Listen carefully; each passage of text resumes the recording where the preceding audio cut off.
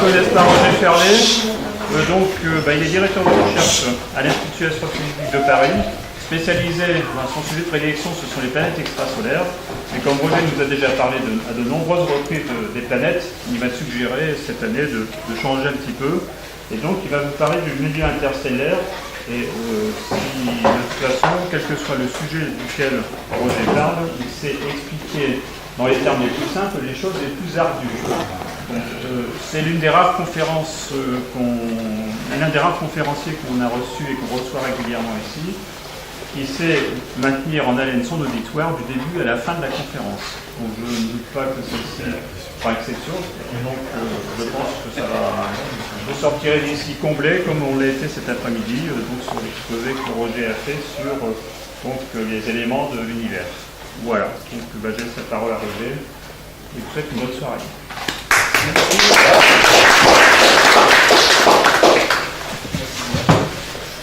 Donc cet après-midi, je vais parler de l'origine des éléments, et là je vais vous parler du milieu interstellaire, c'est-à-dire de ce qu'il y a entre les étoiles. Entre les étoiles, en gros, il y a du vide, mais il y a aussi du gaz et même de la poussière. Alors il y en a très très peu, mais les distances sont tellement grandes que ça finit par faire beaucoup de matière. Ça a été découvert la première fois en 1902, donc c'est pas récent quand même.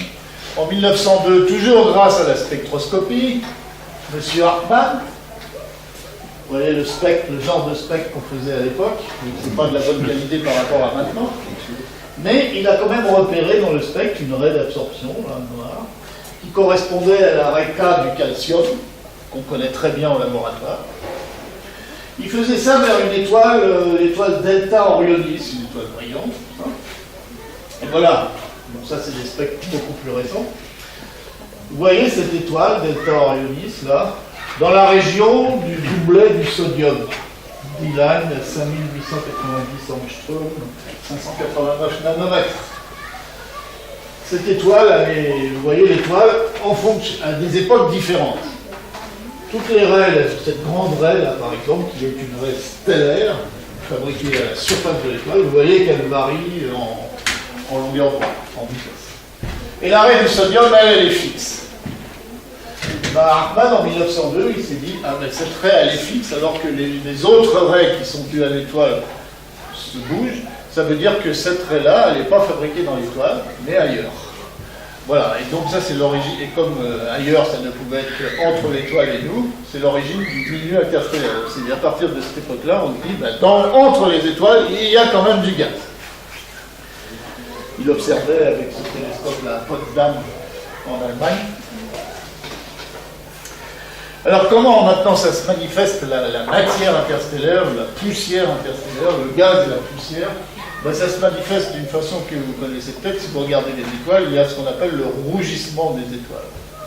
C'est-à-dire que là, vous avez le spectre d'une étoile bêta Céphéi en rouge et 26 Céphéi en bleu. Elles ont le même type spectral. Donc le spectre devrait être identique. Or, il y a un déficit de bleu. Donc ça veut dire qu'il y a plus de rouge. Et bien ça s'explique par l'extinction interstellaire, c'est-à-dire la poussière, les grains de poussière, des petits grains de plusieurs nanomètres, des grains de poussière, moins que le millimètre. Il existe de la poussière dans le milieu interstellaire, et cette poussière, un effet de cette poussière est des étoiles, c'est-à-dire d'absorber du bleu. Alors le coefficient d'absorption, il est fonction de la distance, évidemment. Et là, je vous ai dit qu'il y a une extinction de 2 magnitudes par kiloparsec. En moyenne, évidemment, parce que la matière n'est pas du tout répartie de façon uniforme. Donc, en moyenne, tous les 2 kiloparsecs, c'est-à-dire tous les 2000 parsecs, c'est-à-dire tous les 6000 années-lumière, il y a environ 2 magnitudes d'extinction. Ce qui fait que toutes les étoiles dans le domaine visible, toutes les étoiles du centre de le centre de la galaxie, en gros, on ne le voit pas, et encore moins les étoiles qui sont de l'autre côté de la galaxie, parce qu'elles sont complètement éteintes par l'extinction interstellaire. Et cette extinction, elle est encore plus forte dans l'ultraviolet, pour les raisons que je vous ai dit tout à l'heure, la matière est ainsi faite qu'elle absorbe beaucoup plus dans l'ultraviolet. Et évidemment, si en dessous de 912 angstroms, c'est-à-dire en dessous de 91 nanomètres, l'extinction est totale à cause de la quantité d'hydrogène.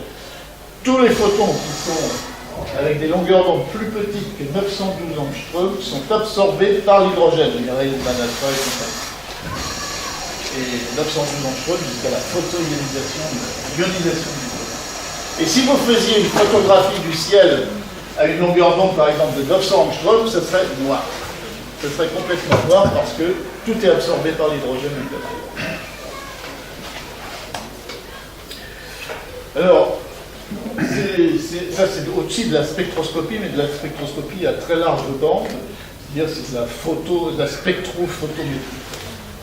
Là vous avez, on définit ce qu'on appelle l'indice de couleur. Vous avez le spectre d'un objet, et vous voyez que le spectre, vous voyez les longueurs d'onde dans le domaine visible en bas, avec les filtres bleu, vert, rouge et infrarouge. Vous voyez que la quantité de lumière émise dans ces bandes n'est pas la même. Et à partir de cette quantité de lumière, le flux lumineux d'un objet dans les différents filtres va varier en fonction des objets, en fonction des types d'objets. Et donc on définit ce qu'on appelle un indice de couleur. Alors l'indice de couleur, quelques petites définitions. L'indice de couleur, c'est la différence des magnitudes mesurées dans divers domaines spectraux, comme je viens de vous dire. Vous mesurez le flux d'un objet dans les divers filtres, et vous faites des différences, et vous avez un indice de couleur. Et donc les étoiles bleues, un indice négatif, le D-V par exemple, très connu. Et cet indice, il est relié à la température de surface de l'étoile. Si vous supposez que l'émission globale d'une étoile, c'est l'émission d'un corps noir, il dépend donc que de la température de la surface de l'étoile. Donc c'est une bonne approximation de dire que le spectre d'une étoile, sans parler de toutes les raies d'absorption, mais le spectre général, le spectre continu d'une étoile, c'est une bonne approximation de dire que c'est le spectre d'un corps noir. Donc sa forme ne dépend que de la température de la surface de l'étoile. Donc vous mesurez, vous faites le spectre d'une étoile, vous mesurez le flux dans les différents filtres, B, V, R, etc. Et vous, suivant la température de l'étoile, la forme du spectre ne va pas être la même, et donc les indices de couleur vont être différents. Donc l'indice de couleur est relié à la température de surface de l'étoile. Par exemple, alors c'est relié par cette formule-là. Par exemple, le Soleil, la température de surface du Soleil, 6000 degrés à peu près. Vous voyez que le maximum d'émission se trouve à 0,5 microns, c'est-à-dire en plein dans le domaine visible. C'est d'ailleurs pour ça que nos yeux sont sensibles, justement, au domaine du spectre électromagnétique qu'on appelle le domaine visible, parce que nos yeux se sont habitués sur Terre au du Soleil, et justement c'est là que le Soleil émet le maximum de lumière. Donc nos yeux sont sensibles. Mais pour la Terre, température de 300 degrés, l'émission maximum se trouve à 9 microns, une dizaine de microns, donc dans l'infrarouge. Donc, suivant la température de l'objet, la quantité de lumière dans certaines bandes va être différente. Donc c'est l'indice de couleur, vous faites des différences entre les filtres. Et ça, c'est relié à la température. Alors l'extinction interstellaire, ça va se rajouter là-dessus, c'est le rayonnement de très courte longueur d'onde, ils sont plus diffusés par le gaz et par la poussière interstellaire que les rayonnements de plus grande longueur d'onde. Donc il va y avoir, les indices de couleur vont être modifiés à cause de, ça va se rajouter aux différences des indices de couleur. Alors c'est ce qu'on appelle le rougissement interstellaire, il est défini comme ça. L'extinction du B-V, vous faites la mesure dans le V, c'est B-V moins un truc de référence, avec un petit zéro, un truc de référence pour une étoile bien donnée, bien calibrée. Indice de couleur intrinsèque qui est tabulé à l'avance.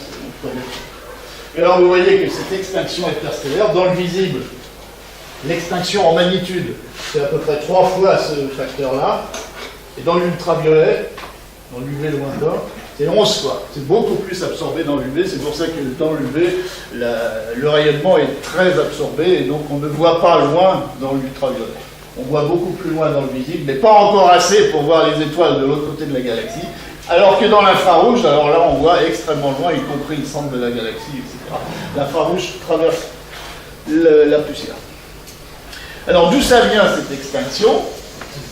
Ben, ça vient de la poussière, donc des grains de poussière interstellaire qui obscurcissent donc de deux façons. Par absorption, ils reçoivent de l'énergie des étoiles. Cette énergie est absorbée par le grain de poussière, donc le grain de poussière est chauffé, et donc il réémet ensuite dans l'infrarouge. C'est ce qu'on appelle un rayonnement propre, un rayonnement thermique, qui dépend de la température du grain.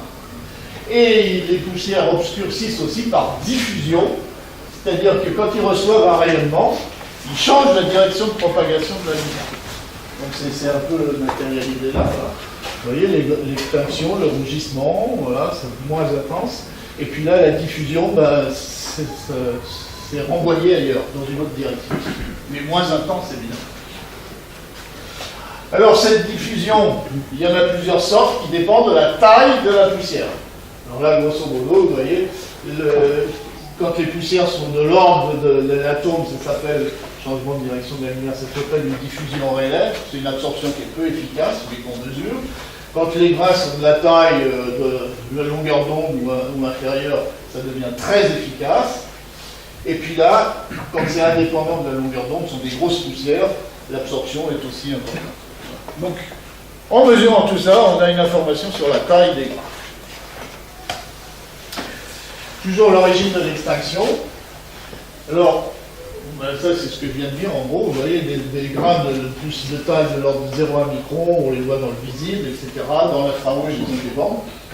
Alors voilà une courbe d'extinction, dans l'ultraviolet ici, dans le visible. Vous voyez la forme. Vous voyez que l'extinction est beaucoup plus forte dans l'ultraviolet par rapport au visible, dans l'infrarouge, beaucoup moins. Et c'est pas uniforme comme ça. Là, il y a une bosse, et on appelle ça la bosse de De Witt, de 2175 angstroms. Et cette bosse, on peut la rattacher, grâce à la forme de cette courbe-là, en faisant des modèles, on peut dire même en quoi sont faits les grains. Et alors, cette bosse-là, elle serait caractéristique du graphite. Donc, ce serait des grains de graphite, du carbone, quoi, mais du carbone d'abord. Un grain de poussière, vous voyez, là, un type de grain de poussière, c'est de cet ordre-là, de l'ordre de 100 micromètres. Il y a un cœur qui est plutôt solide de graphite ou de silicate. Le graphite, c'est donné par ça, puis d'autres indices spectraux. Les silicates, c'est donné par des absorptions dans l'infrarouge.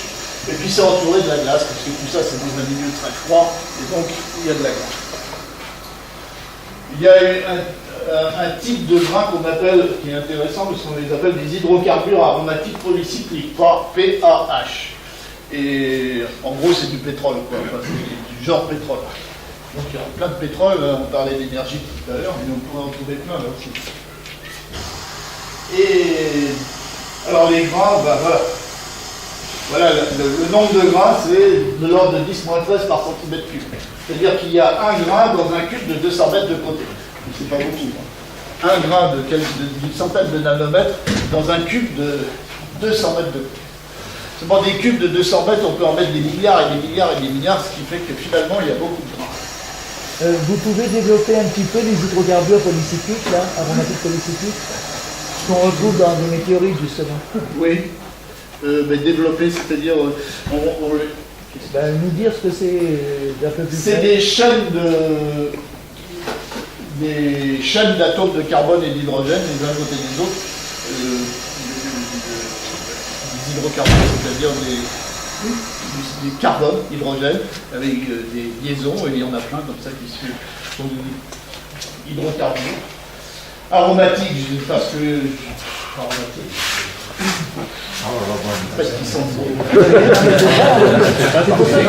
sur Terre, c'est ça, ça a un rapport avec ça sur Terre. Polycyclique, c'est parce que ça peut former des cycles aussi.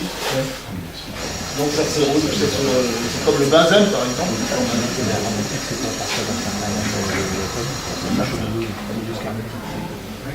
Bon, enfin, je ne peux pas tellement en dire plus que ça, bon, parce qu'on n'en connaît pas beaucoup plus que ça. Mais en tout cas, ça a été découvert par des bandes d'absorption dans l'infrarouge qui ont été interprétées par des Français d'ailleurs comme étant dues à des hydrocarbures aromatiques polycycliques. Et ça a l'air de se confirmer de plus en plus. Alors, l'effet des grains sur la lumière qu'on reçoit des objets vient aussi de la polarisation. C'est-à-dire que les grains ne sont pas sphériques, mais ils ont une certaine forme, oblongue, et donc l'anisotropie des grains fait qu'il y a une orientation préférentielle dans l'espace. Puisqu'il y a un champ magnétique galactique, les grains sont comme ils sont un peu allongés, ils sont préférentiellement alignés dans une certaine direction qui correspond au champ magnétique galactique. Et donc ça crée une polarisation de la lumière qu'on reçoit. Et donc ça c'est mesurable, et en mesurant la polarisation de la lumière, on peut en déduire où il y a des grains et où il n'y en a pas, et leur direction préférentielle de la lumière. Et on peut probablement en déduire d'autres choses, mais si on a des mesures extrêmement précises. Éventuellement, on peut même en déduire la valeur du champ magnétique galactique. Mais comme les grains ne sont pas répartis du tout de façon uniforme, ça donne une valeur, mais qui est difficilement interprétable. Des grains de poussière, on peut en récupérer dans le système solaire. C'est des poussières interplanétaires. Là, vous avez un écran, vous voyez l'échelle, un micron, une espèce d'agrégat de grains de poussière. Et puis un autre effet aussi, c'est la réfraction. Alors ça se mesure dans le domaine radio. Et dans le domaine radio, quand on a un plasma faiblement ionisé, c'est-à-dire un endroit dans l'espace où il y a des ions, donc un plasma faiblement ionisé, à ce moment-là, les ondes radio qui passent à travers ça sont réfractées. Donc il y a une réfraction qu'on peut mesurer, par exemple dans l'émission. Et par exemple, les pulsars, les étoiles à neutrons qui émettent dans le domaine radio, on mesure cette réfraction due aux poussières interstellaires dans le domaine radio sur les ondes émises par des pulsars, et on en déduit la présence de poussière à certains endroits où on l'observe, et puis la quantité, etc. Pas la quantité de poussière, mais la quantité d'électrons, parce que c'est dû à la présence des électrons. Alors là, vous avez une image d'une région bien connue dans le domaine visible. Ça doit être le nuage noir qui s'appelle B68, ça doit être le sac à charbon visible dans l'hémisphère sud. Bref, là, vous l'avez dans le domaine visible. Donc, dans une photographie normale, c'est ça que vous voyez, une partie noire. Et le problème, c'est plus de se demander, mais pourquoi c'est noir à ce moment-là? C'est-à-dire, pourquoi il n'y a pas d'étoiles? Ça, c'est en plein milieu de la galaxie, de la Voie lactée. Est-ce que c'est parce qu'il n'y a pas d'étoiles à cet endroit-là, ou est-ce que c'est parce que autre chose? La même image, dans des longueurs d'onde de plus en plus grandes jusqu'à l'infrarouge. Et vous voyez que dans l'infrarouge, c'est le même endroit. Dans l'infrarouge, on voit autant d'étoiles où c'était noir qu'à côté. C'est-à-dire que le nuage noir, dans le domaine visible, il est noir, non pas parce qu'il n'y a pas d'étoiles à cet endroit-là, mais parce que la lumière des étoiles est cachée par un nuage de poussière et de gaz. Et l'infrarouge traverse complètement ça, et donc on voit toutes les étoiles. Donc ça, c'est spectaculaire. Alors là, vous avez la Voie lactée, donc c'est la même, c'est la photo d'avant, mais le nuage noir, je sais pas, c'est quelque part par là. Donc la Voie lactée dans le domaine visible. Alors vous pouvez retenir que la Voie lactée dans le domaine visible, 10 à 15% de la masse de la galaxie, de la Voie lactée, c'est du milieu interstellaire, c'est-à-dire de la poussière et du gaz. 10 à 15%, dans les galaxies spirales comme la nôtre. Dans les galaxies elliptiques, c'est beaucoup moins. Et ce milieu interstellaire, dans ce milieu interstellaire, 1%, ce sont des grains de poussière. Ça, c'est des chiffres, grosso modo, pour une galaxie de type la nôtre. Donc 10 à 15%, c'est du milieu interstellaire, du gaz ou de la poussière interstellaire, 10 à 15% de la masse d'une galaxie, et là-dedans, 1%, c'est des grains de poussière. La même chose, la Voie lactée, mais dans l'infrarouge, avec le satellite Kobe, justement, qui mesurait le fond diffus cosmologique. Les grains de poussière sont chauffés, comme j'ai dit tout à l'heure, ils sont chauffés par le rayonnement des étoiles, donc l'énergie augmente, et après ils se refroidissent, et donc ils émettent dans l'infrarouge. Donc dans l'infrarouge, quand on fait une photographie dans l'infrarouge de la Voie lactée, en gros ce qu'on voit c'est toute la poussière dans le disque de la Voie lactée plus aussi. Et c'est dans ces régions-là que se forment les étoiles. Donc dans les régions denses, interstellaires, dans les régions des nuages interstellaires où il y a beaucoup de poussière et de gaz, c'est là que se forment les étoiles. Voilà, ça c'est une autre galaxie, hein, vous voyez, dans le visible, dans l'infrarouge. L'image de Planck, que je n'ai pas montrée cet après-midi, mais elle a été publiée, donc dans le domaine millimétrique, ça c'est le ciel, tout le ciel vu dans le domaine millimétrique par le satellite Planck, relevé complet du ciel. Alors là-dedans, il y a plein de choses. Cet après-midi, je vous ai parlé du fond diffus cosmologique de Planck. Mais quand Planck observe dans le domaine millimétrique le ciel, il ne voit pas que le fond. Il voit tout ce qu'il y a entre le fond et nous. Et en particulier, il voit toutes les poussières interstellaires. D'où, c'est pour ça que ça prend beaucoup de temps à publier les résultats de Planck, c'est que en ce qui concerne la cosmologie, c'est que avant d'avoir le rayonnement diffus cosmologique observé par Planck, il faut enlever toutes les couches qui se superposent à ça, toutes les couches qui sont dues à ce qu'il y a entre nous et ce fond diffus. Et ça, c'est un travail extrêmement difficile, complexe, et où il faut beaucoup d'informatique, et ça prend 2 ans pour Planck, ça aura pris 3 ans. Alors le satellite Planck, je ne sais pas si je l'ai montré ce matin, si j'ai dû le montrer cet après-midi, enfin bref, voilà, bon, je ne recommence pas. Et voilà, donc Planck il observe dans le domaine millimétrique, mais il observe dans plusieurs bandes, je crois qu'il y en a 9 bandes, vous voyez, 857 GHz jusqu'à 33 GHz. Oui, parce que plus on est dans le millimétrique, moins on compte en longueur d'onde, mais on compte en fréquence. Enfin, c'est la même chose. Et en analysant chaque image dans chaque domaine de longueur d'onde, et en faisant des différences et des traitements extrêmement compliqués, on arrive à éliminer tout ce qu'il y a pour arriver au fond diffus cosmologique. Voilà. Bon, vous voyez, beaucoup d'informatique. Alors, il y a une première partie à enlever, c'est le bruit du détecteur, dû à l'appareil, etc. Et ça, c'est connu, on peut le mesurer. La poussière galactique, ce que je montrais dans l'infrarouge d'avant. Le rayonnement synchrotron, toujours galactique. Alors ça, c'est dû, le rayonnement synchrotron, c'est dû à des électrons qui se baladent à la vitesse de la lumière dans des champs magnétiques.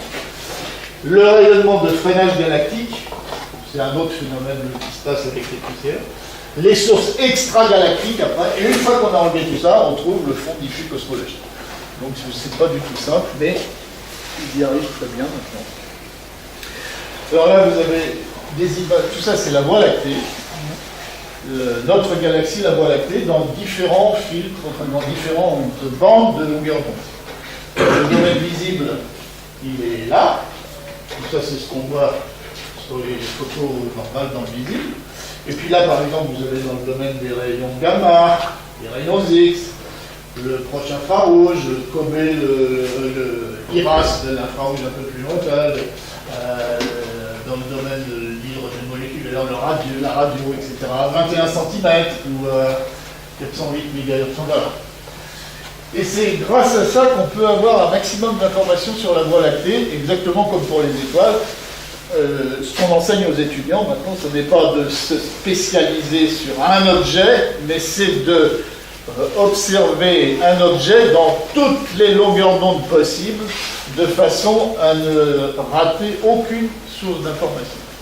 Parce que vous voyez bien que si vous observez la Voie lactée seulement dans le visible, eh ben vous ratez tout ce qui se passe dans les autres domaines de longueur d'onde. Et les autres domaines de longueur d'onde peuvent être caractéristiques de certaines choses. Par exemple, les rayons X ou les rayons gamma. Les rayons X et les rayons gamma, avec ça, vous voyez toutes les parties les plus chaudes de la galaxie, les plus violentes, où il se passe un maximum de plein de choses. Par contre, dans le radio, à 21 cm, vous avez l'univers froid. Donc plus vous allez vers les longueurs d'onde longues, plus vous observez l'univers froid, plus vous allez vers les longueurs d'onde courtes, donc les énergies élevées, vous observez l'univers chaud, violent, où il se passe des choses.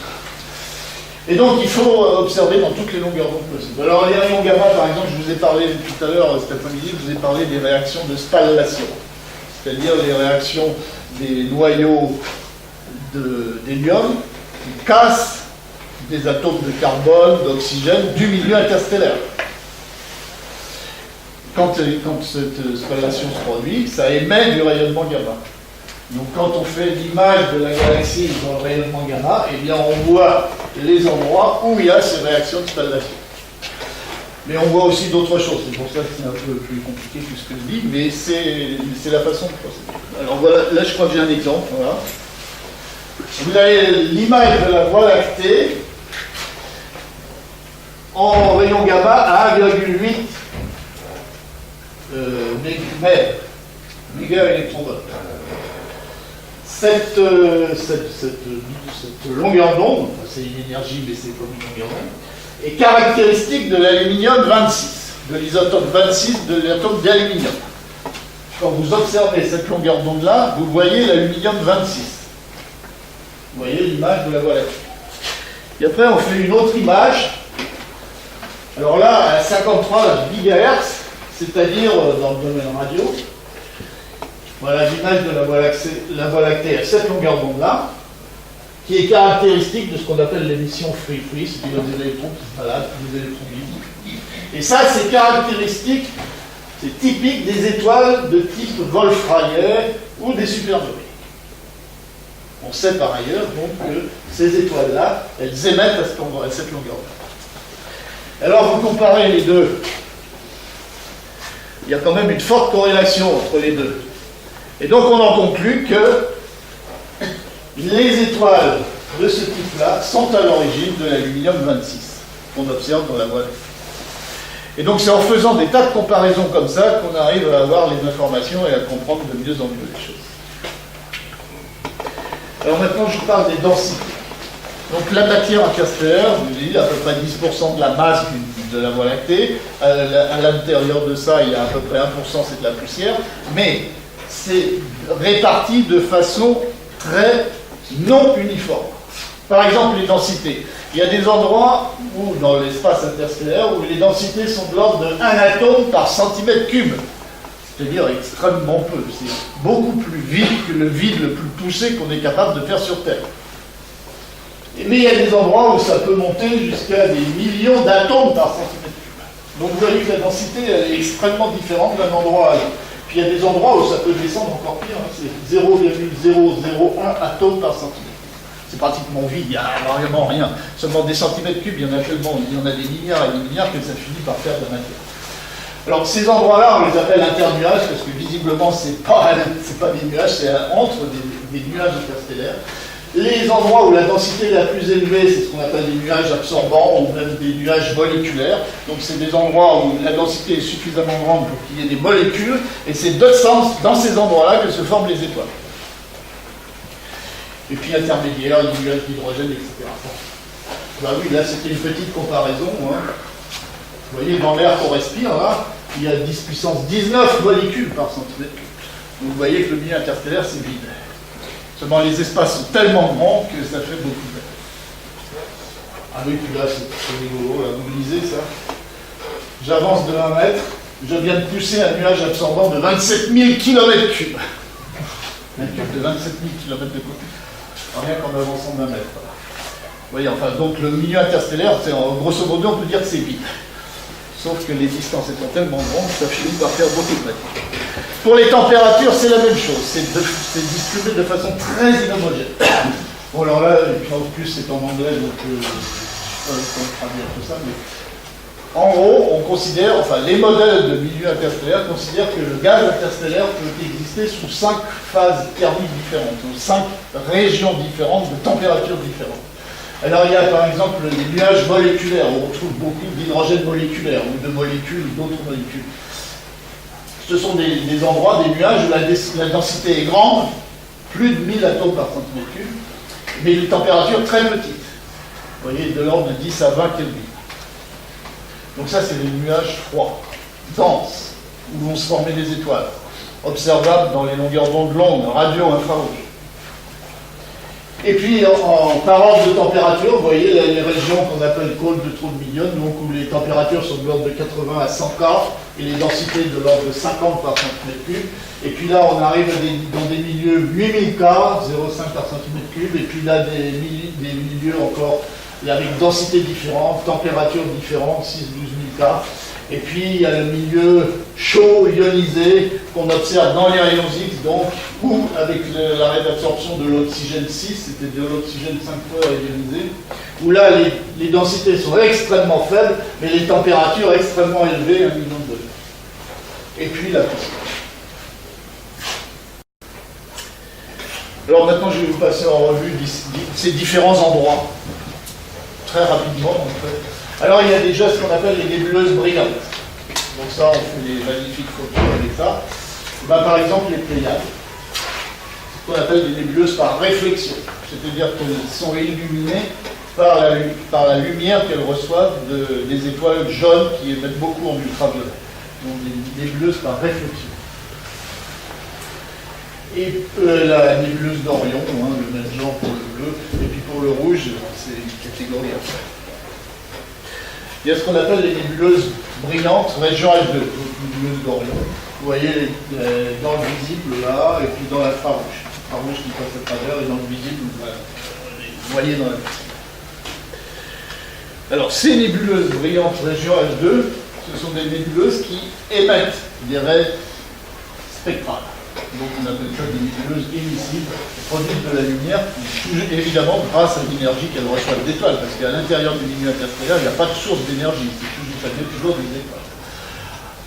Alors en général, c'est des nuages qui sont ionisés donc par des étoiles qui sont juste à côté de ce nuage, qui sont très chaudes. Vous voyez les températures du nuage. Donc l'ionisation, il y a des recombinaisons évidemment. Dès qu'il y a un atome d'hydrogène qui est ionisé, c'est-à-dire que l'électron s'échappe, évidemment tout de suite il se recombine. Et dans ce cas-là, elles sont immédiates. Et donc il y a une émission par un mécanisme qu'on appelle de fluorescence. Et vous voyez le spectre, vous voyez des belles raies d'émission comme ça, et avec ça on identifie les éléments, et on fait des tas de mesures sur les densités, températures et tout ça. Alors par exemple, on voit toujours des belles images de nébuleuses qui sont plutôt rougeâtres. La rougeâtre, c'est dû à cette émission de la raie H-alpha de l'hydrogène. La raie H-alpha, je vous ai montré cet après-midi, dans le spectre de l'hydrogène. La raie H-alpha, elle est créée lorsque un électron passe du niveau n égale 2, c'est-à-dire pas le niveau fondamental, mais celui du dessus, à un niveau supérieur. Ça s'appelle la série de Balmer. Elle est dans le domaine visible. Et le H-alpha, sa longueur d'onde, c'est à peu près 6000 angstroms, c'est-à-dire dans la région rouge. Et donc toutes les photos où vous voyez du rouge, en général, c'est dû à H-alpha. Mais bon, ça peut, il y a d'autres choses. Dans ces régions-là, on observe ce qu'on appelle aussi des raies interdites. Raies interdites en laboratoire. En laboratoire, on ne sait pas les faire. Pourquoi? Parce que la densité est toujours trop grande, même quand on fait le vide. Alors que dans le milieu interstellaire, le vide est tellement grand qu'on peut voir ces raies-là. Et donc on en déduit plein de choses. Et puis d'autres, c'est ce que j'ai déjà dit, d'autres sources de rayonnement dans le domaine radio. Alors il y a des raies à 5 GHz, le rayonnement free, le freinage, etc. Voilà, le rayonnement de freinage, c'est ce que je disais tout à l'heure. Enfin non, c'est pas celui-là que je disais. En tout cas, vous avez un noyau, là, atomique. Il y a un électron qui arrive, il est dévié comme ça, et cette déviation fait qu'il y a un photon qui est créé et qu'on observe à cette longueur d'onde. Ce sont des mécanismes de physique, et c'est en observant les différents domaines de longueur d'onde qu'on a identifié tout ça. Puis ça, c'est un autre rayonnement synchrotron. Vous voyez, un électron qui est valable à la vitesse de la lumière dans un champ magnétique. Et ça crée un rayonnement synchrotron qu'on sait faire en laboratoire, puisqu'il y a des rayonnements synchrotrons à Saclay, par exemple, le Soleil, n'est-ce pas? Le Soleil, il fait ça en permanence.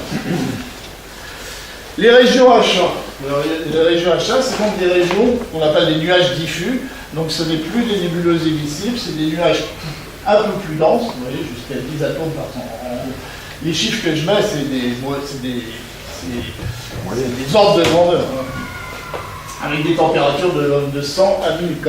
Alors ceux-là, on les voit justement dans l'ultraviolet ou dans le visible, mais par ce qu'on appelle des raies de résonance. C'est-à-dire que dans ces régions-là, les atomes sont au repos. Donc les électrons, ils sont dans le niveau le plus bas, ce qu'on appelle le niveau fondamental. Et quand il y a des raies qui sont créées, c'est quand l'électron part de ce niveau fondamental pour aller à un autre niveau. Et ça, c'est des raies de résonance. Et la grande majorité des raies de résonance sont dans l'ultraviolet. Il y a aussi des raies de recombinaison. Alors ça, c'est quand vous avez un noyau et puis un électron qui passe, il se recombine avec son noyau, et ça crée une émission radio. Alors, très petite énergie, très grande longueur d'onde. Et la fameuse raie à 21 cm, qui a été identifiée, enfin, qui a été calculée, parce que c'est un processus de mécanique quantique, qui a été calculé par le grand Béus là, dans les années 50. Quand vous avez un hydrogène, vous avez un proton, un électron. Il y a ce qu'on appelle la rotation ou le spin de l'électron et du proton. Quand les deux objets, là, l'électron et le proton, quand les deux tournent dans le même sens, en gros, c'est pas exactement des rotations, hein, c'est des spins, mais bon. Quand les deux tournent dans le même sens, et dans certains cas, il se peut que l'électron, d'un seul coup, il se mette à tourner dans l'autre sens. Donc c'est un changement de physique, donc il y a l'émission d'un photon. Cette émission, elle est justement à 21 cm. Mais ça se produit extrêmement rarement. Vous voyez, ça se compte en millions d'années. C'est-à-dire qu'il y a tous les millions d'années, il y a un atome où il y a l'électron qui se met à tourner dans l'autre sens. Vous pourrez me dire, un million d'années, c'est tellement rare que on n'a pas besoin de s'occuper de ça. Seulement des atomes d'hydrogène, il y en a tellement, c'est des milliards et des milliards que ça compense largement, et finalement, c'est une grosse vague. On la voit parfaitement bien, on identifie, même dans les galaxies extérieures. Ce qu'on fait d'ailleurs à Nancy, il y a quelqu'un qui parlait de Nancy à table. Le grand radiotélescope de Nancy observe cette raie à 21 cm. Ben voilà, c'est ce que je viens de dire. Vous voyez le niveau fondamental. En réalité, il a une sous-structure de 2 niveaux, et la différence, c'est justement la raie à 21 cm. Et les raies de résonance, c'est quand les atomes sont ici. Voilà une image de la Voie lactée à 21 cm. Donc là, ce que vous voyez, c'est l'hydrogène. Les atomes d'hydrogène neutres.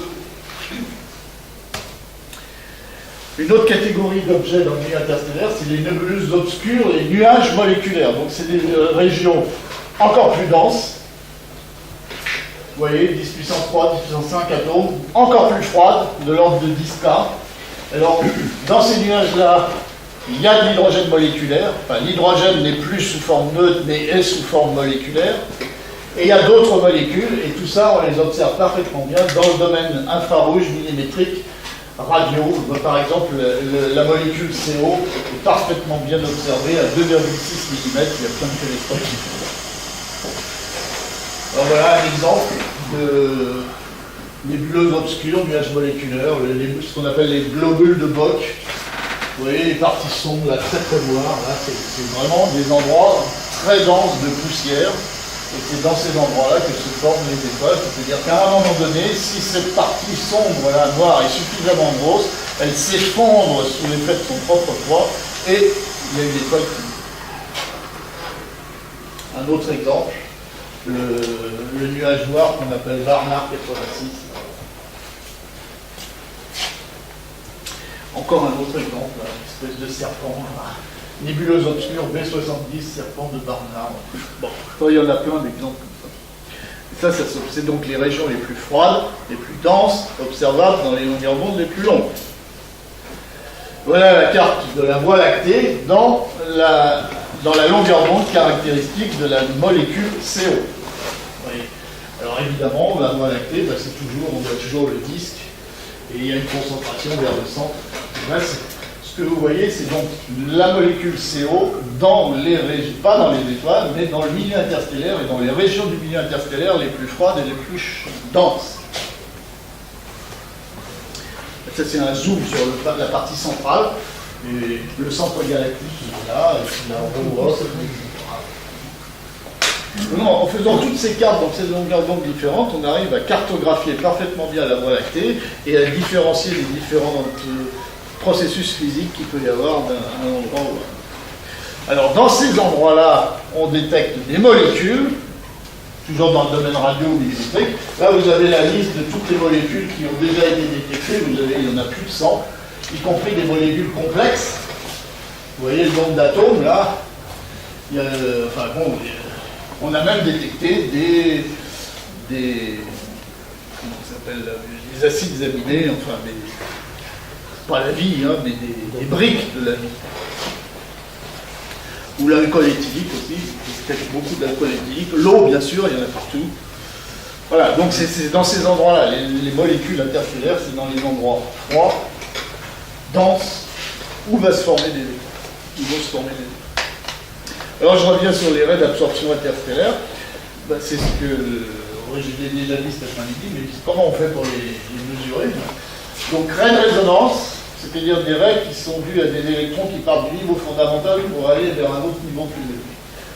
Alors, un nuage interstellaire, vous observez une étoile, vous faites le spectre d'une étoile, si la lumière de l'étoile traverse un nuage dense, où il y a des molécules, où il y a des atomes, ce nuage moléculaire, ce nuage région H1, va laisser des signatures spectrales dans le temps. C'est ce que j'ai montré cet après-midi. Voilà des exemples. Ben, vous vous rappelez l'exercice? On commence. S'il y en a qui n'étaient pas là cet après-midi. Qu'est-ce qu'on a vu là et qu'est-ce qu'on n'a pas vu? Bon, tout le monde l'a vu, tout le monde se rappelle. Et donc il n'y avait pas de fer et il n'y avait pas d'hydrogène moléculaire. Okay. Je ne recommence pas ça puisque c'était comment on fait pour les détecter. Sauf si vous avez des questions, mais sinon c'est la même chose que cet après-midi. Donc les deux méthodes pour déterminer des abondances à partir de l'observation de raies spectrales, soit courbe de croissance, soit ajustement de profil, je ne reviens pas là-dessus. Fuse, je vous en ai parlé aussi.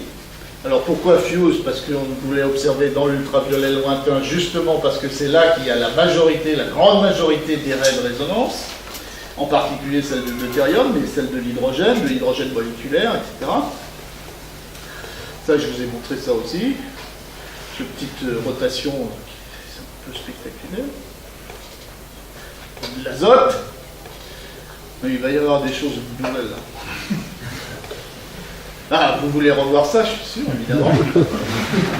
Tout est fixe hein, dans l'instrumentation, sauf la densité de colonne, c'est-à-dire l'abondance, la quantité d'hydrogène sur la ligne de visée. Et là, vous avez 15, et puis vous voyez comment l'arrêt se grossit. Et puis au fond de l'arrêt, il n'y a plus de place, on ne peut plus rajouter d'atomes, donc c'est les ailes qui grandissent. Au fond, c'est complètement saturé. Et puis on arrive à des densités extrêmement grandes.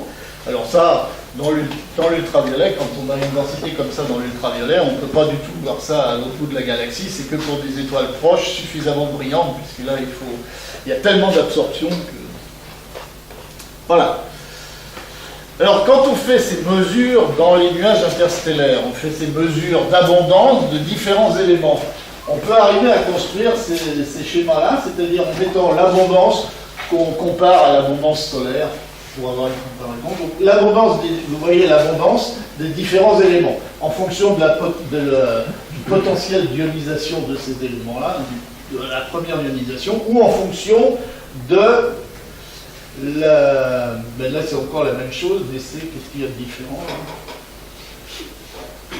Ah oui, c'est pour deux étoiles différentes.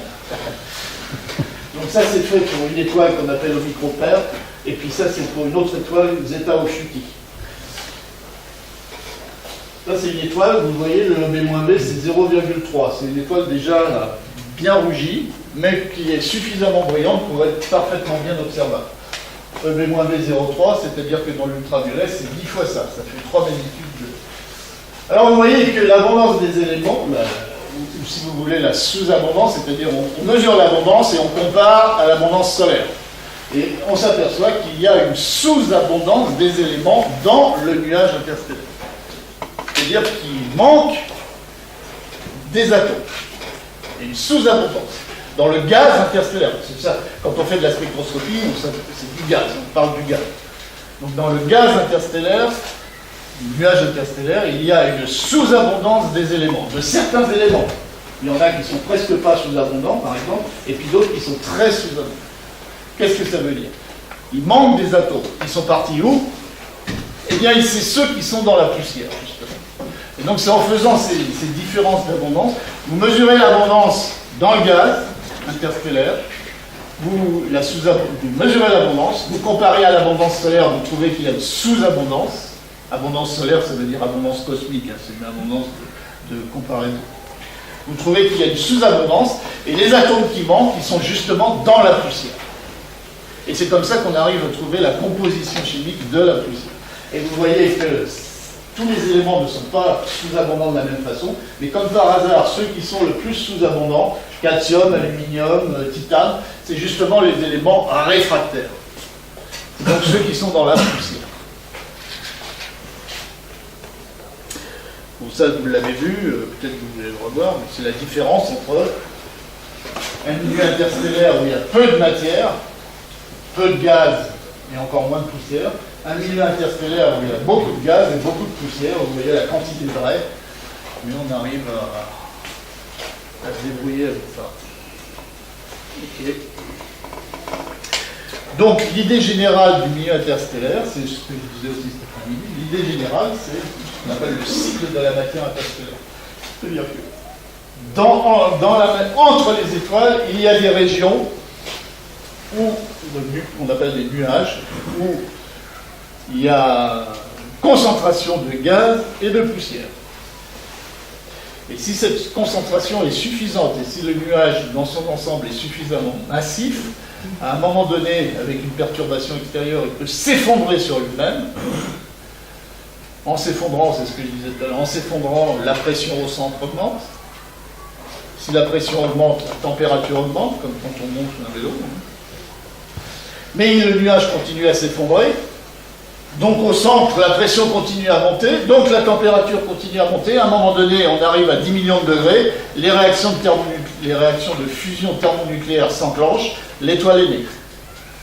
Donc les étoiles naissent dans le milieu interstellaire avec la matière interstellaire. Donc voilà, c'était ça, un nuage diffus qui devient nuage dense, qui s'effondre, ça fabrique une étoile. L'étoile, elle vit sa vie, et à la fin de sa vie, suivant sa masse, elle peut devenir géante rouge et laisser des naines blanches, ou elle peut, si pour les plus massives, exploser en supernova et laisser des étoiles à neutrons ou des trous noirs. La matière qui est dans ces restes, naines blanches, étoiles à neutrons, trous noirs, elle est piégée, elle reste dans ça, et elle reste là éternellement. Mais tout ce qui a été éjecté, par exemple dans ce stade-là, il y a beaucoup de matière éjectée, ou alors dans l'explosion de la supernova, il y a énormément de matière éjectée, et c'est éjecté dans le milieu interstellaire. Et donc ça retourne dans le gaz interstellaire, et on recommence, ça part dans des nuages diffus, puis ça se recondense, ça s'effondre, et ça fait une nouvelle génération d'étoiles. Et donc ce qui est éjecté, alors à l'intérieur de l'étoile pendant sa vie, il y a la fusion, et donc les éléments sont créés, on passe de l'hydrogène à l'hélium, etc. La partie de ces éléments-là qui va être éjectée dans le milieu interstellaire va enrichir le milieu interstellaire en métaux, en éléments chimiques. Et on continue ce cycle-là, et à un moment donné, on arrive sur Terre où il y a la vie. C'est un raccourci. Mais voilà, le cycle de la matière, c'est pour ça que la matière interstellaire, même si elle est, en termes de masse, c'est 10% de la masse de la galaxie, la poussière c'est 1%, mais elle est cruciale parce que c'est là que se forment les étoiles, et c'est à partir de ce cycle de la matière qu'on arrive à enrichir en métaux, et on arrive à fabriquer, pas à fabriquer, mais on arrive à suffisamment de métaux pour avoir un jour la vie. Bon, ça je vous l'ai dit, périodique, les réactions de spallation, je vous montre ça, puis par exemple, on observe ça avec le rayonnement gamma. Un mot sur le milieu interstellaire local. Donc, entre les étoiles, il y a le milieu interstellaire, le Soleil lui-même et le système solaire baignent dans ce milieu interstellaire. Et ce milieu interstellaire local a été étudié très précisément, en particulier, moi j'ai fait plein d'observations là-dessus, et on a montré que le système solaire était, ou est toujours, dans un nuage diffus H1. C'est-à-dire, il se trouve à l'intérieur d'un petit nuage interstellaire peu dense, mais de l'ordre de quelques atomes par centimètre cube, donc ce qu'on appelle un nuage diffus FH1, qu'on peut très bien mesurer en faisant justement de la spectroscopie à très haute résolution sur des étoiles proches suffisamment brillantes. Donc ça a été observé. Donc le système solaire, il est à l'intérieur d'un petit nuage diffus, et il est en mouvement, et il est en train de quitter ce nuage pour rentrer dans le milieu internuage où la densité sera beaucoup plus faible. Mais à côté de ce petit nuage où le système solaire se trouve à l'heure actuelle, il y en a un autre, Et donc, dans quelques milliers d'années, le système solaire va rentrer dans un nouveau petit nuage interstellaire. Et quand on a publié ça, c'était il y a très longtemps maintenant, les Américains ont trouvé que les implications étaient suffisamment importantes pour nous empêcher de le publier. Parce que quand on rentre dans un petit nuage interstellaire, il peut y avoir de l'extinction, forcément, un tout petit peu, mais ça peut créer plein de choses sur la Terre. Bref, il y a des gens qui vont rentrer dans les détails, mais il a fallu plusieurs mois avant de pouvoir publier ce truc-là. Bon, alors ça, c'est une image du système solaire, hein, vous voyez les planètes là, et le Soleil, là au centre, émet un vent de matière, et ce vent va dans toutes les directions. Mais comme le mouvement du système solaire, du Soleil, c'est dans cette direction-là, eh bien, il y a un endroit, ce qu'on appelle un choc, là, un choc terminal, un endroit où le vent du Soleil se rencontre avec le vent interstellaire, puisque le système solaire voyage dans le milieu interstellaire. Et donc à cet endroit-là, vous voyez, c'est ce qu'on appelle le vent interstellaire, le vent solaire. Et là, alors ça, c'est comme ça qu'on définit la limite du système solaire. C'est quand le vent, la limite du système solaire, c'est l'endroit où l'effet du vent solaire est annulé par l'effet du vent interstellaire. Et vous voyez que les deux satellites là, Voyageur 1 et Voyageur 2, et puis il y en a deux autres là, comment ils s'appellent? C'est Pioneer, je crois. Pioneer 11 et 10 et 11. Enfin bref, un de ces satellites-là a atteint cette limite du système solaire, à peu près une centaine d'unités astronomiques. Et donc on reçoit toujours des signaux de ce satellite-là, et on reçoit des signaux, il y a des instruments, l'énergie est fournie par une petite pile nucléaire, qui a été envoyée dans 77, enfin, à la fin des années 70. On peut toujours communiquer, je crois qu'il faut je ne me souviens plus ce que j'ai dit, une quarantaine d'heures. Non, je ne sais plus. Enfin, bref, quand il envoie un signal, on le reçoit des heures et des heures après. Il y a une centaine d'unités astronomiques et il a atteint, vu les informations qu'il envoie sur les densités, sur ce qu'il mesure, et on sait qu'il a atteint la limite du système solaire. En tout cas, il est en train de la traverser. Alors ça, c'est un gros plan du milieu interstellaire local. Vous voyez le système solaire et puis tous les petits nuages qu'il y a autour. Et on sait que le système solaire est dans un de ces petits nuages, il est en train de le quitter et va rentrer dans un autre dans quelques millénaires. Ça, c'est une autre façon de le voir. Alors, je vais terminer là-dessus, le satellite Herschel. Pourquoi Herschel? Parce que M. Herschel, au XVIIIe siècle, c'est lui qui a découvert le rayonnement infrarouge. On peut très bien faire, une petite manip, on peut très bien faire dans une classe. Vous voyez ce qu'il a fait? Il a fait le spectre du Soleil, donc l'arc-en-ciel, puis il a mis des thermomètres, il a essayé de mesurer la température dans les différentes couleurs. Et il s'est aperçu qu'au-delà du rouge, il y avait encore la température montait. Donc il a dit, il y a un rayonnement, on ne le voit pas, mais il existe un rayonnement. Rayonnement infrarouge, donc il a découvert ça. Et maintenant, évidemment, c'est bien connu. Alors, le satellite Herschel, il y a eu plusieurs satellites, Cobé, Planck, qui observent dans le millimétrique, mais Herschel a été dédié pour regarder dans des longueurs d'onde caractéristiques de la poussière interstellaire. Donc, il a un miroir de 3,50 m. Alors, dans ces domaines de longueur d'onde, il faut refroidir le détecteur. Parce que, je vous ai montré tout à l'heure, un corps noir, par exemple la Terre, qui a une température de surface de l'ordre de 15 degrés, son maximum d'émission c'est à 10 microns. Des régions un peu plus froides que ça va être encore plus loin en microns. Donc si vous voulez observer les régions froides de l'univers, qui sont à quelques Kelvin de température, eh bien n'importe quel instrument que vous envoyez, il va émettre beaucoup plus de rayonnement que ce que vous voulez mesurer. Donc il faut refroidir au maximum de façon à limiter l'émission millimétrique des instruments. Alors, ce satellite Herschel, pour la première fois, comme Planck, il a été lancé en même temps que Planck, avec la même fusée. Les deux ont été lancés en même temps, il y a 3 ans maintenant.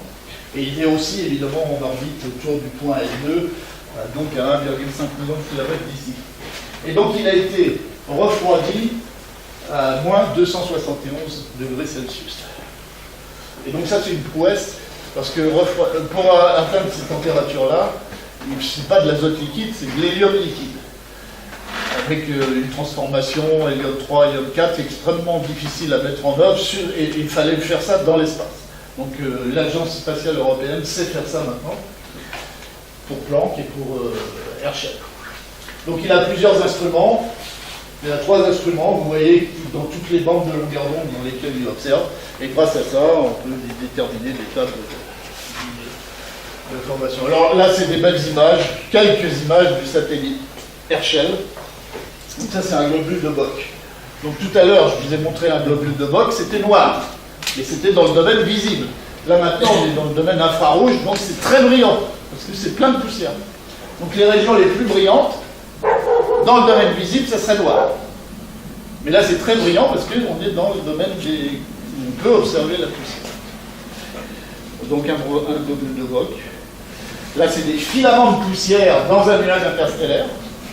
Donc les parties les plus brillantes, c'est là où il y a la poussière qui émet dans l'infrarouge, c'est-à-dire que sur une photo dans le domaine visible, les parties blanches, là, ce seraient des parties noires, justement. Donc, alors vous voyez le luxe de détails qu'il peut y avoir grâce à cette satellite-là, qui a une résolution spatiale très, très importante, très bonne. Alors un trou dans un nuage, vous voyez, il y a des nuages très brillants, puis il y a des endroits, il y a des parties noires. Alors là, des parties noires dans l'infrarouge, c'est-à-dire qu'il y a comme un trou là. Des filaments dans des gestations d'étoiles.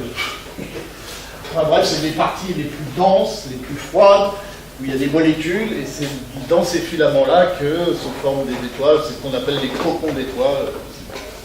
Vous voyez, 2 régions de formation d'étoiles, donc c'est les parties les plus brillantes. Vous voyez le détail qu'on arrive à avoir maintenant dans une bulle galactique. Voilà, c'est une région qui a été soufflée par une émission d'étoiles. Bébé étoile dans la nébuleuse de la Rosette. Vous voyez là, les endroits là, les plus brillants, mais les plus petits, là, les plus denses. C'est dans ces petites choses là comme ça. Là, c'est là que sont en train de se former des étoiles. Là. Parce que là, ce qu'on observe, c'est dans ces endroits-là, les étoiles sont des proto-étoiles, sont pratiquement nées. Quoi. Et il y a déjà des réactions nucléaires d'enclencher. Nursery. Dans la constellation de l'Aigle, vous voyez. Bon, ce satellite a fait de très belles images. Non, maintenant il est arrêté, je crois. C'est fini là. Il s'est arrêté là cette année. Planck aussi d'ailleurs. Enfin, la partie nominale est terminée. Maintenant, il peut encore, mais lui, il est terminé parce que la quantité d'hélium pour le refroidir est épuisée. Des nuages sombres dans la constellation de la Croix du Sud. Et puis là, les galaxies entières, voilà, et Messier 51, vous voyez, donc Herschel, donc les parties les plus brillantes, c'est les parties les plus sombres, les plus froides et les plus denses où se forment des étoiles. Et puis il y a même des champs de galaxies à formation d'étoiles. C'est-à-dire que tous les petits points que vous voyez là, c'est des galaxies lointaines. Donc c'est une information fabuleuse, mais bon. Ce qui veut dire que quand on observe dans le domaine visible, on passe à côté de énormément. La photo a été prise avec toujours pareil. Ah, Herschel, toujours. Herschel. Herschel a aussi des capacités de spectroscopie. Et bon, bah là, vous voyez toujours des tournées d'étoiles, etc. Il a des capacités de spectroscopie. Vous voyez, là, c'est des étoiles individuelles. Et on a fait des spectres. Et évidemment, il a détecté l'eau, la vapeur d'eau. Et la vapeur d'eau dans une région de formation d'étoiles. Vous voyez, la signature spectrale de l'eau par plusieurs longueurs d'onde différentes. Et l'eau est la 3e espèce la plus abondante dans l'univers. C'est ça qui est incroyable. On en trouve partout, y compris dans le sol. Il y a combien de temps de vapeur, évidemment. Il y a combien de temps qu'on reconnaît qu'il y a de l'eau comme ça partout? Ah bah Herschel, là maintenant, il a tout confirmé. Mais dans l'infrarouge, il y avait eu déjà des manips spatiales qui avaient détecté. Mais à un endroit, 2 endroits, tandis que là, c'est général. Et bon voilà, je m'arrête.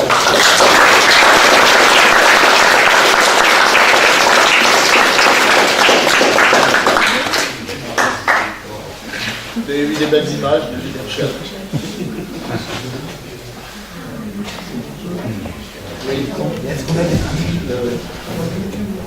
Est-ce qu'on a défini la génération suivante de satellites par rapport à Planck et Herschel?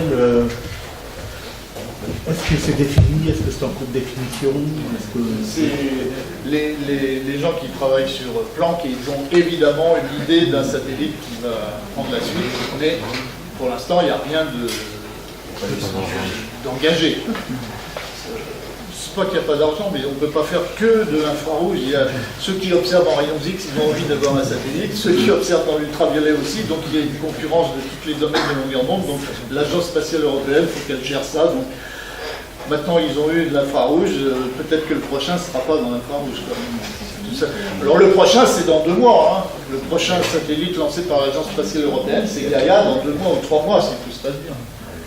Et donc c'est un autre domaine de longueur d'onde, c'est un autre sujet complètement différent, mais il faut alimenter tous les domaines.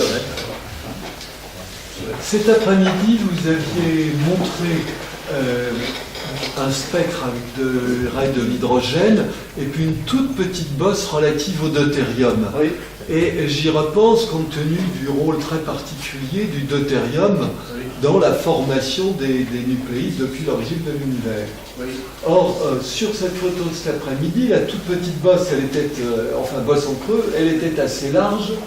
Et comme vous avez parlé ce soir du rayonnement interstellaire, que ce sont des milieux froids, l'effet Doppler-Fizeau qui est à l'origine de l'élargissement des raies doit être bien réduit, donc ça doit donner l'espoir d'une résolution meilleure, particulièrement intéressante pour les petites raies. Du coup, est-ce que dans le milieu interstellaire, par hasard, on aurait accès au nombre d'atomes, mais aussi la température. Comme vous avez dit, l'effet Doppler les élargit, mais l'effet Doppler il les déplace déjà en longueur d'onde, et éventuellement on peut aussi les élargir, mais pas toujours, ça dépend. Dans le milieu interstellaire, on parle de raies de résonance, donc il parle des fondamentales. On peut avoir on a des instruments qui permettent de résoudre ces raies-là, par exemple le deutérium, hydrogène, et donc dans les étoiles, on ne mesure pas le deutérium. Très difficile. Dans les étoiles, les raies sont beaucoup trop larges, donc ça se mélange avec les raies de l'hydrogène, etc. Dans le milieu interstellaire, on arrive très bien à les séparer, et donc on peut faire les mesures. Donc le rapport D sur H, l'abondance du deutérium par rapport à l'hydrogène, en fait, il a été mesuré dans des planètes du système solaire et dans le milieu interstellaire. Dans le milieu interstellaire, ça donne la valeur du rapport aujourd'hui.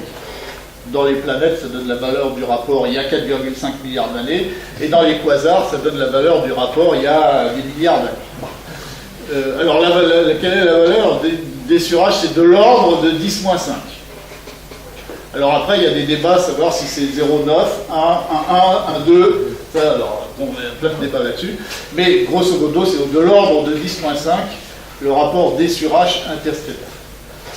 Dans les océans, j'ai dit que c'était 10-5 cet après-midi, mais c'est plutôt 10-4. Dans les comètes, on l'a mesuré aussi dans les comètes. Et dans les comètes, alors ça dépend, il y a certaines comètes, c'est comme dans les océans. C'est pour ça qu'il y a la théorie qui dit que l'eau des océans vient de comètes, mais c'est pas du tout. Enfin, il y a des débats toujours là-dessus. Ça pourrait aussi venir d'astéroïdes, ça pourrait aussi venir de protoplanètes avec des cœurs de protoplanètes, des cœurs pleins d'eau. Enfin, bon. En tout cas, on peut le mesurer dans les comètes, dans des planètes et dans le milieu interstellaire, proche ou lointain. Mais comme c'est des raies deutérium, les raies les plus fortes du deutérium comme l'hydrogène sont dans l'ultraviolet, c'est quand même difficile parce qu'il faut beaucoup de photons et dans l'ultraviolet, soit on observe des objets qui émettent énormément en ultraviolet, c'est par exemple des naines blanches, mais des naines blanches, même si ça émet beaucoup en ultraviolet, c'est quand même pas brillant et donc on ne peut pas les voir très loin. Enfin, ça répond? Merci. Ouais. Petite interrogation, Roger. Dans les météorites, on signe l'origine extraterrestre par la présence d'iridium. Ah oui. Où retrouve-t-on cet iridium dans le milieu interplanétaire, dans le milieu interstellaire? Alors, dans le milieu interstellaire, on a essayé de mesurer plein d'éléments, mais on ne les a pas tous mesurés. Par exemple, moi j'ai essayé de mesurer le rubidium. se demande pourquoi mesurer du rubidium dans le milieu interstellaire. Mais j'ai essayé, j'ai pas réussi, j'ai essayé parce que vous avez vu dans les sous-abondances, le rubidium justement il est positionné à un endroit qui permettait de répondre si c'était la sous-abondance était due à tel ou tel truc. Mais bon, on ne l'a pas détecté. Parce que il y a tellement peu, les abondances cosmiques sont tellement petites que ça n'arrive pas à fabriquer des raies suffisamment grosses pour être détectables. L'uranium, pareil. Mais l'uranium, on l'a déjà mesuré dans une étoile, ou dans quelques étoiles. Mais pas dans le milieu interstellaire, il n'y en a pas assez. Ce qu'on a mesuré dans le milieu interstellaire, c'est en gros, c'est ce que j'avais dit, c'est donc les éléments courants, hein, carbone, azote, oxygène, calcium, sodium, tout ça. Et puis l'autre partie de la question, c'était... Donc, pourquoi retrouve-t-on de l'iridium en quantité suffisante dans des météorites même très primitives et que pour l'instant, on ne sait pas trop où le retrouver dans le milieu interstellaire? Dans le milieu interstellaire, on ne l'a pas mesuré. Dans des étoiles, je crois que ça a été mesuré, je ne sais pas l'abondance. L'iridium, c'est surtout, à ma connaissance, c'est surtout sur Terre, on a mesuré des couches géologiques où il y avait beaucoup plus d'iridium que ce qu'il y a de façon générale. Et on a attribué ça à la chute d'une comète à ce moment-là, ou d'un astéroïde. Oui, c'est ça, voilà. Donc la mesure, vraiment, elle a été faite sur Terre, dans une couche géologique. Donc ce n'est plus de la spectroscopie. Non, c'est sûr. Mais si on signe l'origine extraterrestre par la présence d'iridium, c'est l'iridium, il y en a d'ailleurs que sur Terre. Ah ben il y en a ailleurs que sur Terre. Oui. D'ailleurs, tous les éléments qu'on connaît sur Terre, ils sont partout dans l'univers. Oui, mais à des abondances pas suffisantes pour être mesurables. D'ailleurs, ça c'est un élément général en science. Hein. Tout ce qu'on connaît sur Terre, on suppose que c'est vrai à l'autre bout de l'univers. Sinon, on peut s'arrêter tout de suite. Toutes les lois qu'on connaît sur Terre, on suppose que c'est vrai. Mais jusqu'à maintenant, ça n'a pas été mis en défaut. Non, mais il y a toujours eu des confirmations quand on a pu mesurer. Voilà. Oui, oui. Ben, c'est ça la progression, on fait des prédictions, c'est pour ça qu'à chaque fois qu'on lance un nouveau satellite, un nouvel instrument, à chaque fois qu'on construit un nouveau télescope, s'il fait faire un saut qualitatif technique, automatiquement on va trouver des choses nouvelles. Quand on a lancé le premier satellite qui était capable de voir dans l'ultraviolet, on a découvert des tas de choses. Et à chaque fois qu'il y a une avancée technique, il y a forcément des découvertes. Vous avez parlé du cycle du milieu interstellaire avec la formation des étoiles et des nuages. Il dure combien de temps, ça met combien de temps pour faire ça? Ah ouais, moi ça met beaucoup de temps. C'est comme le petit Je ne sais pas répondre précisément à ça, mais personne ne le sait. Personne ne sait parce que ça dépend de plein de choses. Enfin, il y a un nuage à un certain endroit. Il faut qu'il soit suffisamment massif pour s'écrouler sur lui-même et faire une étoile. Mais pour s'écrouler, pour que l'effondrement commence, il faut une petite perturbation extérieure. Alors ça peut venir par exemple, il y a une autre étoile qui passe à côté, petite perturbation gravitationnelle, paf, il s'effondre. Mais ça, quand est-ce que ça se produit, on ne sait pas très bien. Toutes les étoiles, ça tourne autour du centre de la galaxie. Ça met 200 millions d'années à tourner, à faire un tour.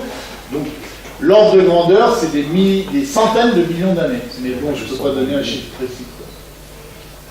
En tout cas, depuis que l'univers existe, depuis que la Voie lactée existe, c'est-à-dire il y a plusieurs milliards d'années, peut-être une dizaine de milliards d'années, il y a la métallicité dans la Voie lactée, c'est de l'ordre de 2%. Donc c'est-à-dire qu'il a fallu des milliards d'années pour amener 2% de métaux qui ont été fabriqués dans des étoiles. Donc c'est très lent. Les générations se succèdent. Depuis que la galaxie est née, il y a eu plein de générations d'étoiles, mais il n'y en a pas eu des milliards, quoi. C'est clair ce que je dis?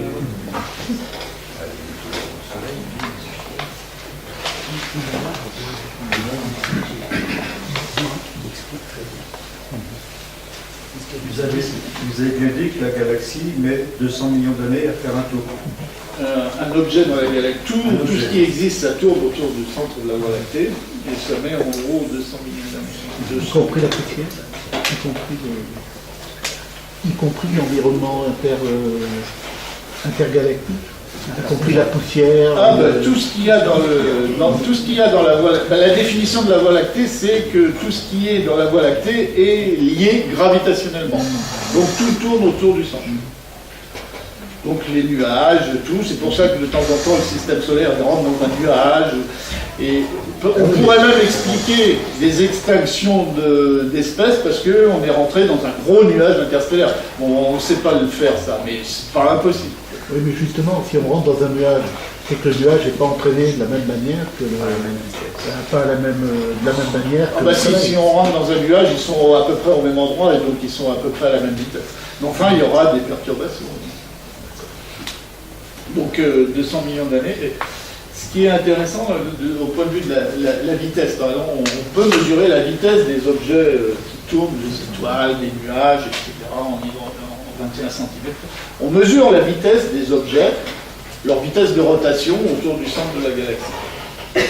Et on arrive à le mesurer, les objets près du centre, un peu moins près, de plus en plus loin du centre. Donc on mesure la vitesse de rotation en fonction de la distance au centre.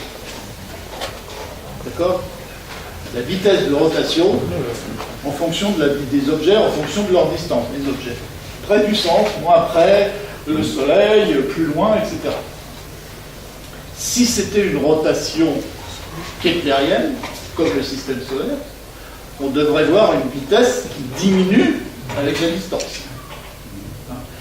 Jupiter met 12 ans, la Terre met 1 an, etc. Si c'était une rotation keplérienne, on devrait voir une vitesse qui diminue. Si c'était une rotation rigide comme un disque, on devrait voir une vitesse proportionnelle linéaire. Et quand on fait la mesure, on trouve une vitesse constante, qui est de l'ordre de 220 km par seconde, quelle que soit la distance, sauf très près. Très près, là, c'est autre chose. Mais après, c'est une vitesse constante. Donc, ce n'est pas une rotation keplérienne, et donc ce n'est pas une rotation rigide. Eh bien, c'est à partir de ça qu'on a déduit, historiquement, c'est-à-dire dans les années 30, Fred Zwicky, dans les années 30, il a fait des tas de mesures comme ça, puis après, il y a un Français qui en a fait beaucoup aussi. On a le fait que la vitesse de rotation, en fonction de la distance au centre, le fait que la vitesse de rotation était constante, prouve qu'il y a de la matière noire. Parce que si c'était une rotation keplérienne, ça devrait diminuer. Or, ça ne diminue pas, donc il faut rajouter de la matière pour expliquer la vitesse constante. Et donc ça, historiquement, c'est le premier gros argument pour dire qu'il existe de la matière noire. Donc on voit son effet gravitationnel, mais on ne sait pas ce que c'est. Alors on a cherché ce que ça pouvait être. Par exemple, moi j'ai participé avec la physique des particules, avec les physiciens des particules de Saclay.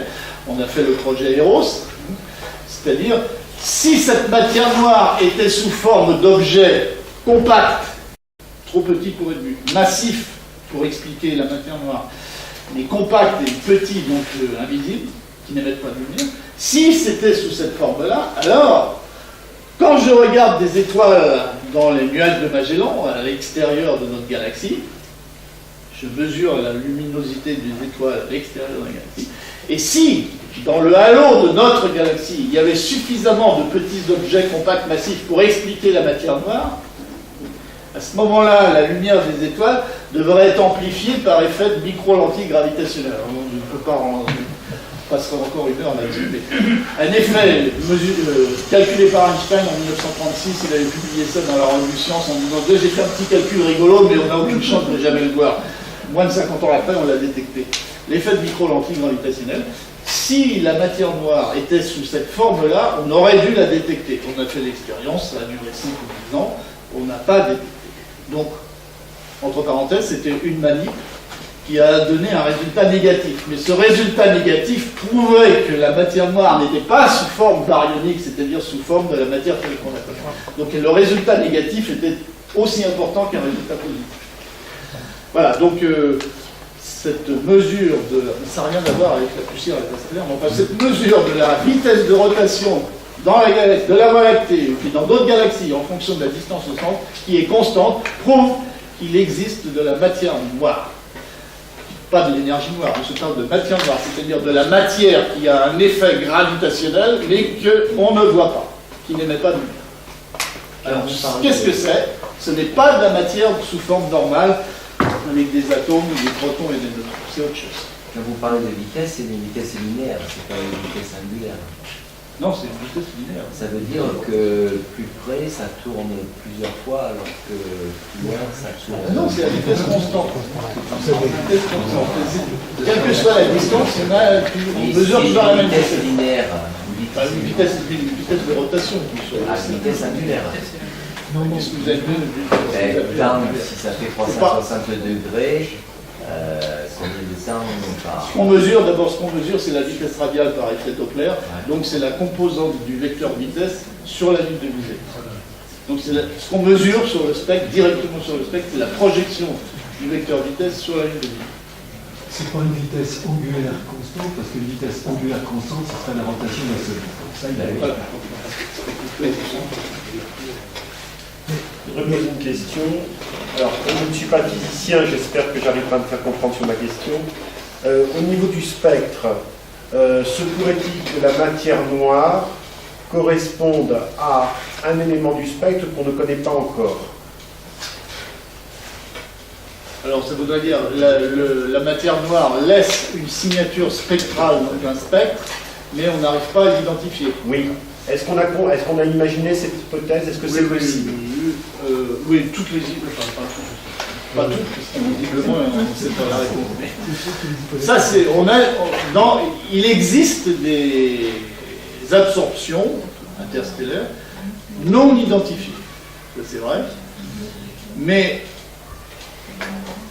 elles sont non identifiées, mais on a quand même des idées. Enfin, on observe des raies qu'on ne sait pas identifier, on n'arrive pas à dire ça c'est une raie qui vient de tel élément. Seulement, celles qui sont non identifiées, elles sont peu nombreuses et elles sont petites. C'est-à-dire que même si toutes ces raies-là étaient dues à un élément particulier qu'on ne connaissait pas, c'est très très loin ça serait très très très loin de suffire pour expliquer la matière noire. C'est vraiment petit, quoi. Les colonnes densité mesurées, c'est non identifié, mais on peut quand même mesurer l'abondance de ce qui crée ça. Et c'est tout petit. Donc on sait que et probablement, il y en a un certain nombre qui vient de l'atmosphère. Donc on sait que c'est non identifié, ce n'est pas la matière noire. Mais c'est pas la matière noire. Alors, bémol à ça, c'est qu'on pourrait, dans l'ultraviolet lointain, justement, ça a été une autre hypothèse, dans l'ultraviolet lointain, il y a plein de raies de l'hydrogène moléculaire. Et d'ailleurs, il n'y en a que là. On ne peut pas l'observer dans le visible, vous voyez. Si dans l'infrarouge, mais dans l'ultraviolet lointain, il y a plein de raies de l'hydrogène moléculaire. Et si la matière noire était sous forme d'hydrogène moléculaire dans des nuages compacts, il y en a un peu partout, effectivement, là, on pourrait la mesurer, mais pour ça, il faudrait un satellite qui observe dans le domaine ultraviolet, et il n'y en a plus depuis 2007. D'accord, merci. Quand il y en avait un, ça a été essayé. Il n'y a pas eu de détection qui permettait de dire oui, on a trouvé beaucoup de nuages d'hydrogène moléculaire qui pourraient expliquer la matière noire. Pour l'instant, non. Mais bon, ça reste une possibilité lointaine, mais ça reste. Est-ce que la théorie de Moon pourrait expliquer la présence de matière noire? La théorie de Monde. Enfin, comme Monde, je ne sais pas comment on pense.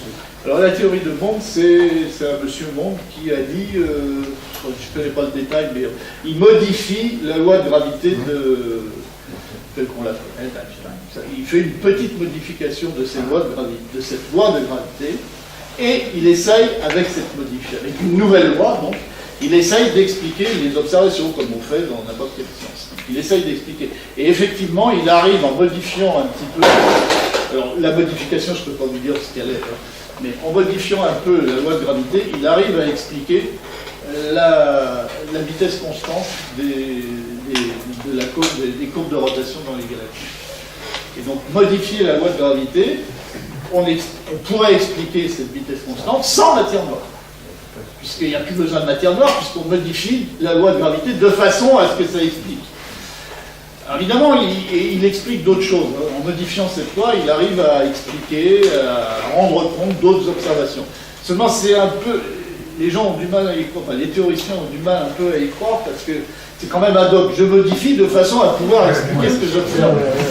modifie la loi. Et pour l'instant, à ma connaissance, mais je ne suis pas spécialiste, mais à ma connaissance, il n'y a pas une théorie de monde qui est suffisamment bien construite sur des bases solides, théoriques, quoi. Cette modification, il faudrait pouvoir théoriquement la sortir d'autre chose, d'équations, etc. Pour l'instant, c'est un peu ad hoc, et donc c'est pour ça que bon, les gens continuent à travailler dessus, mais c'est pas encore, c'est pas du tout admis universellement. Mais effectivement, en faisant cette modification-là, il arrive à reproduire. C'est ça la science, ça progresse comme ça. On fait une nouvelle théorie, ça explique, bah oui, mais il faut trouver, travailler dessus. Enfin, bref.